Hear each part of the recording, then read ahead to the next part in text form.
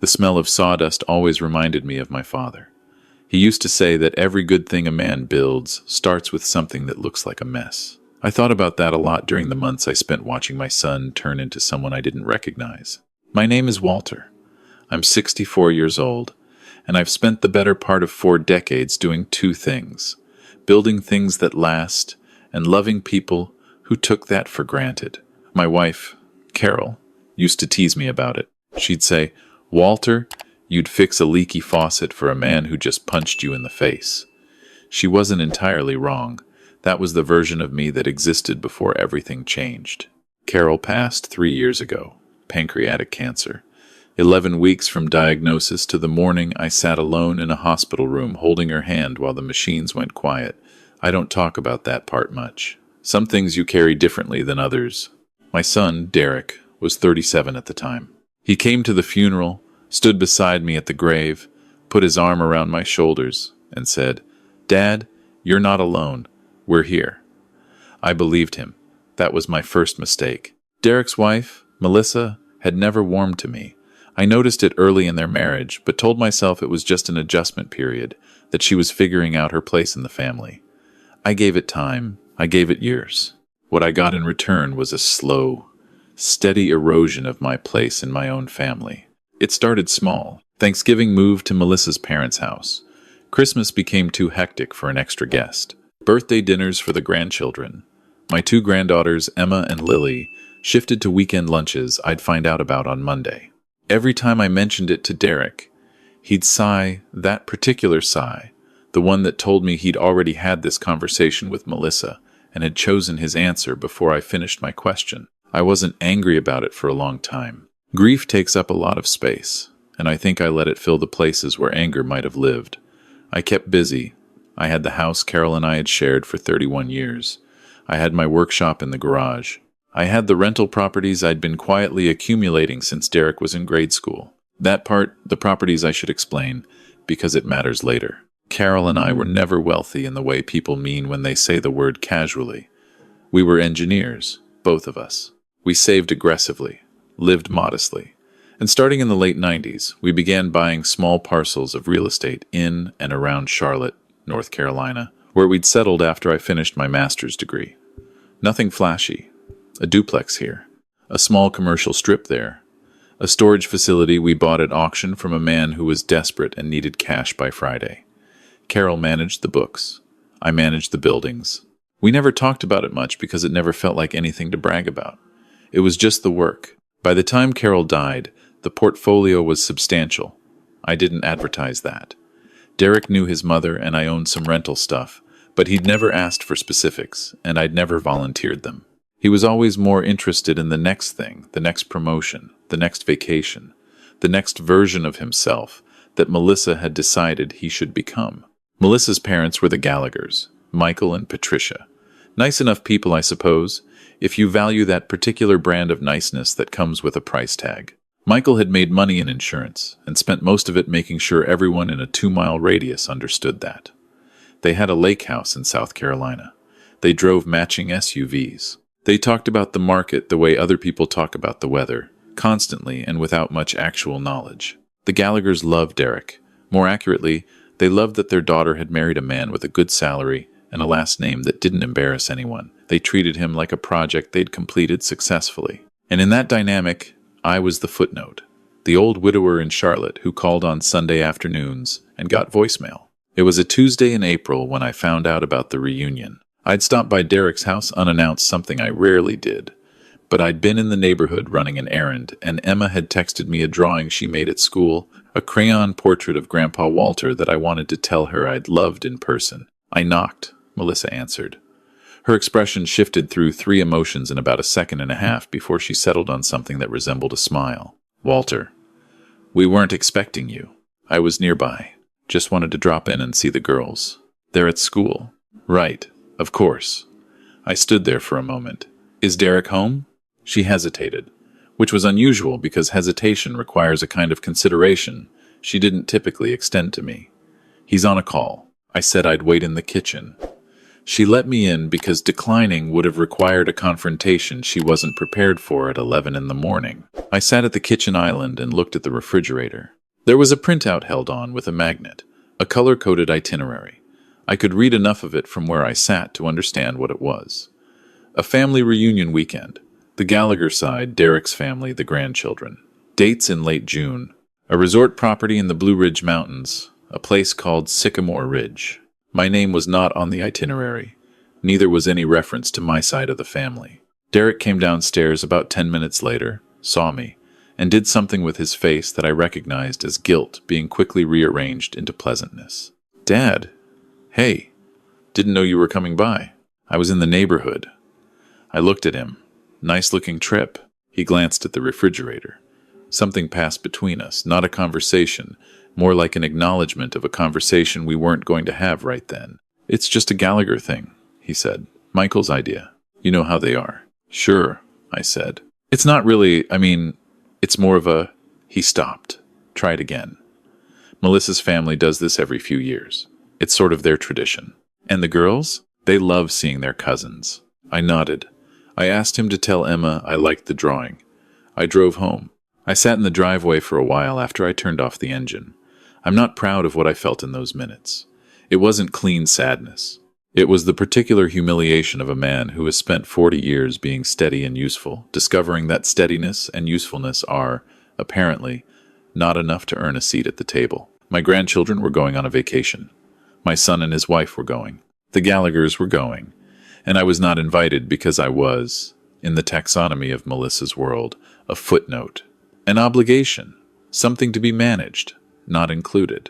I went inside and made coffee, and I thought about Carol. She would have said something that made me laugh, and then she would have said the thing that was true, which was that I had let this go on too long, and that there was a difference between being the bigger person and being a doormat, and that I had mistaken one for the other for years.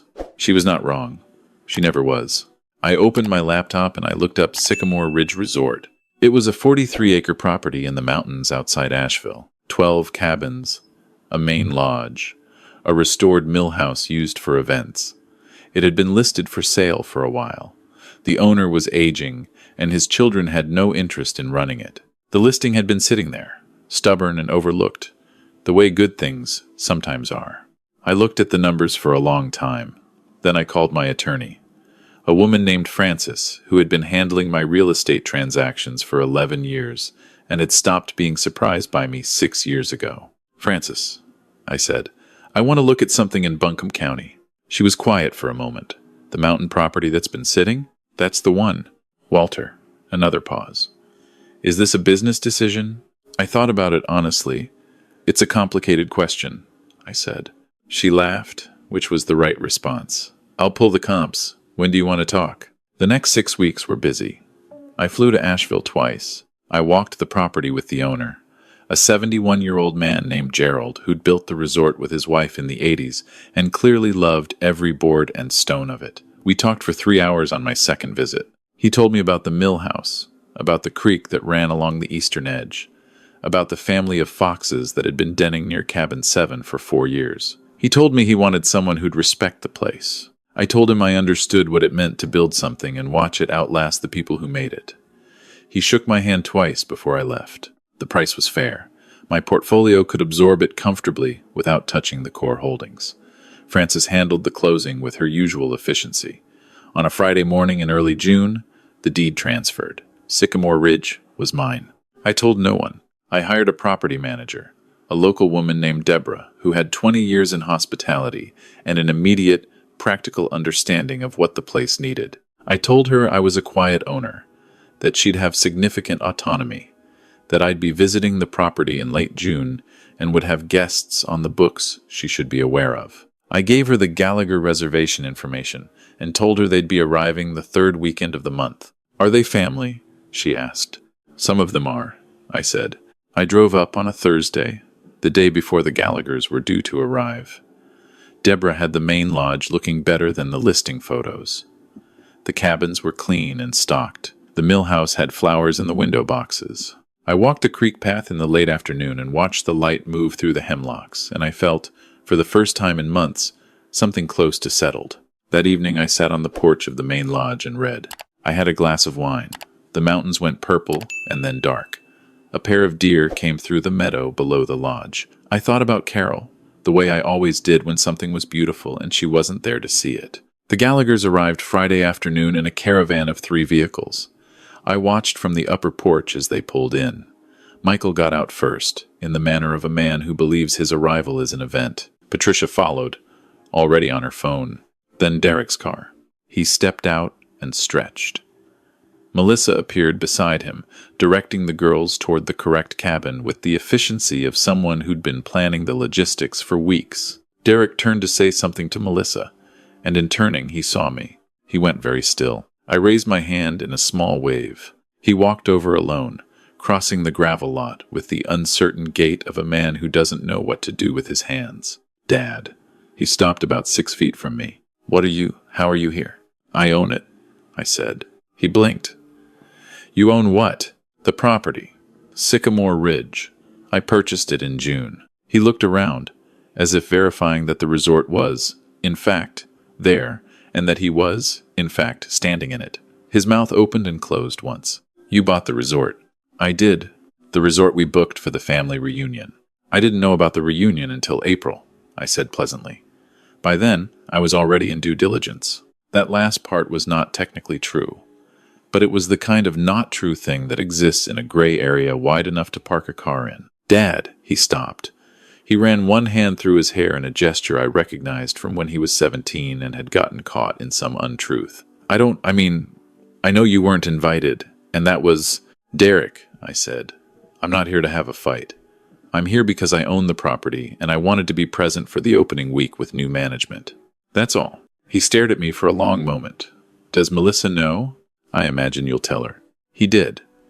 I was inside the lodge when it happened, but the windows were open, and the acoustics in a mountain valley are surprisingly good. What I heard was not a conversation so much as the sound of a very controlled woman losing control of a very specific part of her composure. Phrases carried on the air. He owns it? And what does that mean? And why didn't you know about this? That last one was for Derek, and I noticed he didn't have a ready answer. Michael Gallagher came to find me about an hour later. He was wearing the face he probably wore when closing difficult negotiations, which I assumed meant he thought this was a negotiation. Walter, he said, extending his hand. Quite a surprise. I imagine so. Didn't know you were in real estate. There's a lot I don't talk about, I said. He did the thing rich men do when they encounter someone unexpectedly in their weight class, which is a rapid and mostly invisible recalibration. He settled into the chair across from me and clasped his hands. This is a beautiful property. It is. Gerald did good work over the years. I intend to continue it. Right. He paused. Listen, Walter, I want you to know that the invitation situation that wasn't my doing. Patricia handles the guest list. And, Michael, I said quietly, I'm not interested in whose doing it was. I'm just glad everyone's here. The girls look well. He didn't have anywhere to go after that, so he left. Dinner that evening was in the mill house. Deborah had arranged a family-style service, local trout and cornbread, and 3 kinds of pie.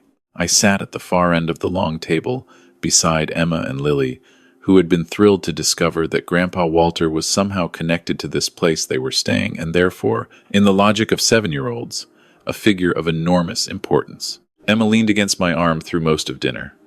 Grandpa, do you own the foxes too? Nobody owns foxes, I said, but they live here. I'll take you to see where tomorrow morning if you want. Yes, she said immediately. Lily, across from us, looked up from her cornbread. Can I come? Of course. Melissa watched this from the middle of the table. Her expression was the most honest I'd ever seen it, which was to say it was entirely unreadable, which meant she was working very hard. Derek, sitting beside her, was mostly quiet through dinner. Once, catching my eye down the length of the table, he gave me a look that I interpreted as the beginning of something, not an apology exactly, but maybe the first awareness that an apology was needed. That was more than I'd expected from him by Friday night, so I accepted it for what it was. After dinner, I walked the creek path alone. The moon was almost full. The water moved over the rocks with a sound like continuous, patient conversation. I thought about the question I'd been sitting with for weeks. which was not whether I'd done the right thing. The math on that was clear enough, but what I actually wanted from it. Satisfaction is a thin meal. You can fill up on it quickly and find yourself hungry again an hour later. I didn't want to spend whatever years I had left being fueled by other people's cruelty. What I wanted, I decided, was something simpler. I wanted my granddaughters to know me. I wanted Derek to see me clearly, not as the aging inconvenience his wife had decided I was, but as a person who had built things, who had loved their mother, who was still here and still capable of building more. I wanted to stop being managed. The weekend unfolded in the way that weekends do when everyone is being very careful around each other. There were hikes and meals and card games on the lodge porch. The Gallagher grandchildren and my granddaughters ran between the cabins in the long summer evenings, making a sound that I have always considered the most purely good sound in the world. Michael and I settled into a kind of careful politeness. Patricia remained on her phone at all waking hours, which I understood to be her version of neutrality. Melissa came to find me on Saturday morning. I was in the small office behind the front desk, going over some maintenance schedules with Deborah when she knocked on the open door. "Could I talk to you?" Deborah excused herself with the easy tact of a person who understood the temperature of a room. Melissa sat down across from me.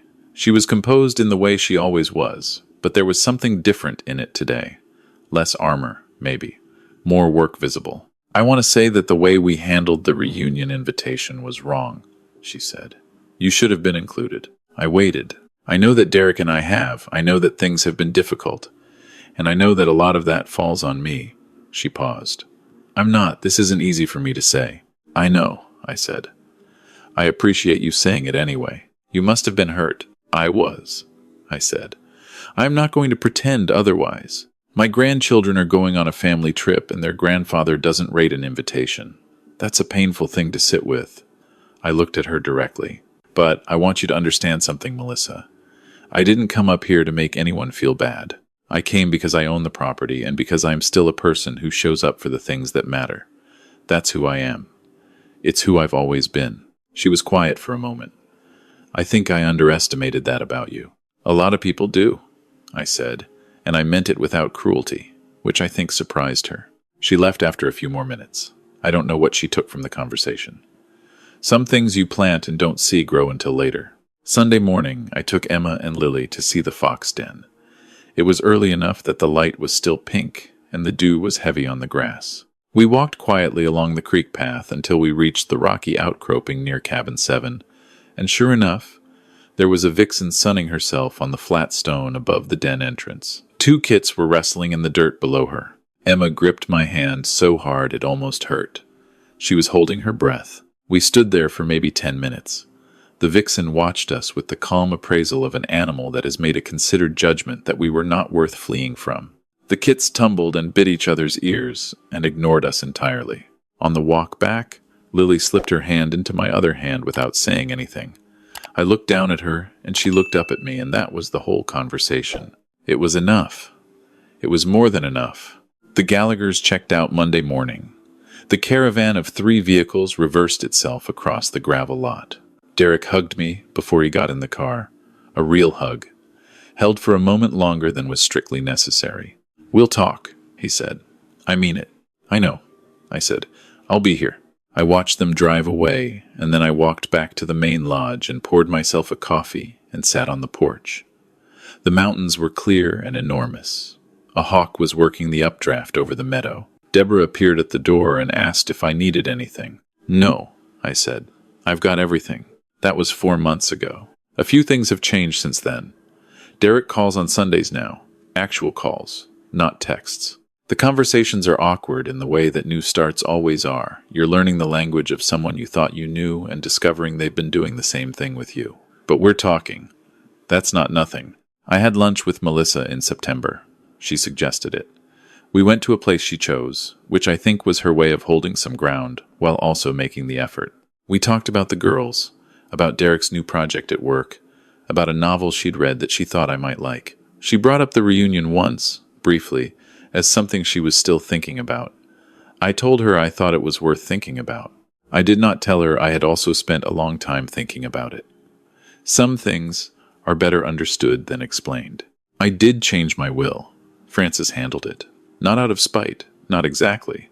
More out of clarity. The properties are structured now with proper trusts, with conditions about management and use, with provisions that protect the assets from being casually absorbed into someone else's plans. Carol and I built those things.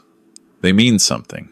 I want them handled with care. Emma and Lily came to stay with me for a week in October. I taught Emma to use a handsaw, and she was very serious about it in the way that some children are serious about tools, like they understand they're being trusted with something real. Lily found a bird's nest in the garage and insisted we leave it there all week, even after I confirmed it was abandoned. The girls asked about their grandmother. I showed them pictures. The farmhouse in Ohio, where Carol grew up. Our wedding, 1986, in a backyard in September. Carol at the beach in 1998, holding a 10-year-old Derek's hand in the surf. Carol in the workshop, covered in sawdust, laughing at something I'd said. She looks like she was funny, Emma said. She was the funniest person I ever knew, I said. She also worked harder than anyone, and she was smarter than me about most things, and she loved you before she ever met you. Emma thought about this carefully in the way she thinks about most things. How? Because she knew you'd be coming, I said. She was good at seeing things that weren't here yet. I still have the workshop in the garage. I still fix things when they're broken, and I still sometimes fix things for people who don't entirely deserve it, because that's a habit I suspect I'll carry to the end. But I've also learned something in the last several months that I maybe should have learned sooner, which is that there's a version of generosity that looks like patience but is actually just the avoidance of an uncomfortable conversation. That version doesn't serve anyone.